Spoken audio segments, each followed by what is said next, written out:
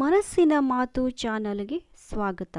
ಈ ಚಾನಲನ್ನು ಸಬ್ಸ್ಕ್ರೈಬ್ ಮಾಡಿ, ಲೈಕ್ ಮಾಡಿ, ಶೇರ್ ಮಾಡಿ. ಮೈಗ್ರೇನ್ ಕಾರಣಗಳು.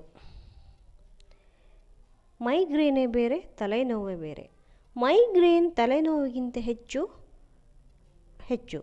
ಮೈಗ್ರೇನ್ಗೆ ನಿಖರವಾದ ಕಾರಣ ಇನ್ನೂ ತಿಳಿದಿಲ್ಲ.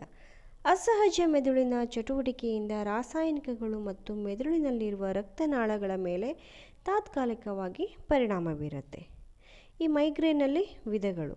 ಸಾಮಾನ್ಯ ಮೈಗ್ರೇನ್ ಯಾವುದೇ ಆರಂಭಿಕ ರೋಗ ಲಕ್ಷಣಗಳಿಲ್ಲದೆ ತಲೆಯ ಒಂದು ಬದಿಯಲ್ಲಿ ನೋವು ಕಂಡುಬರುತ್ತೆ.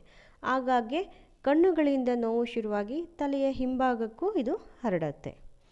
ಎರಡನೇದು ಸೆಳವು ಮೈಗ್ರೇನ್. ಮುಂಚಿತವಾಗಿ ದೃಷ್ಟಿ ಬದಲಾವಣೆ, ತಲೆತಿರುಗುವಿಕೆ, ಗೊಂದಲ, ತಾತ್ಕಾಲಿಕ ದೃಷ್ಟಿದೋಷ ಹೊಂದಿದೆ.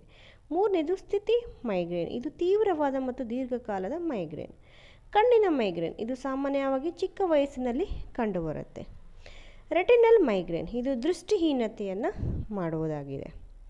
ಈ ಮೈಗ್ರೇನ್ಗೆ ಕಾರಣಗಳೇನೆಂದರೆ ಬದಲಾಗುತ್ತಿರುವ ಹವಾಮಾನ, ನಿದ್ರೆ ಕೊರತೆ ಮತ್ತು ಅತಿಯಾದ ನಿದ್ರೆ, ಆಯಾಸ, ಮಹಿಳೆಯರಲ್ಲಿ ಹಾರ್ಮೋನ್ ಬದಲಾವಣೆ, ಮಾನಸಿಕ ಮತ್ತು ಭಾವನಾತ್ಮಕ ಒತ್ತಡ, ಬಿಸಿಲಿನಲ್ಲಿರುವುದು, ಜೊತೆಗೆ ಪ್ರಯಾಣವನ್ನು ಮಾಡಿದರೆ ಬರುತ್ತೆ, ಅಸಮತೋಲನ ಆಹಾರ ಸೇವನೆ, ಆಲ್ಕೋಹಾಲ್ ಸೇವನೆ, ಪ್ರಕಾಶಮಾನವಾದ ದೀಪಗಳು ಮತ್ತು ಜೋರಾದ ಶಬ್ದ, ಜೊತೆಗೆ ಸುಗಂಧ ದ್ರವ್ಯ, ಇವು ಕಾರಣಗಳು. ಮೈಗ್ರೇನ್ ಮನೆಯ ಮದ್ದು. ಮೀನು, ಮಾಂಸ, ಕೋಳಿ, ಮೊಟ್ಟೆಗಳನ್ನು ಮಿತ ಪ್ರಮಾಣದಲ್ಲಿ ಬಳಸಬೇಕು. ಮೊಸರು, ಮಜ್ಜಿಗೆ, ಹುಳಿ ಮಿತವಾಗಿ ಬಳಸಬೇಕು. ದಿನಕ್ಕೆ ಕನಿಷ್ಠ 8 ಗಂಟೆ ನಿದ್ರೆ ಮಾಡಬೇಕು. ದಿನವೂ ವ್ಯಾಯಾಮ ಮಾಡಬೇಕು. ದಿನಕ್ಕೆ 6ರಿಂದ 8 ಲೋಟ ನೀರು ಕುಡಿಬೇಕು.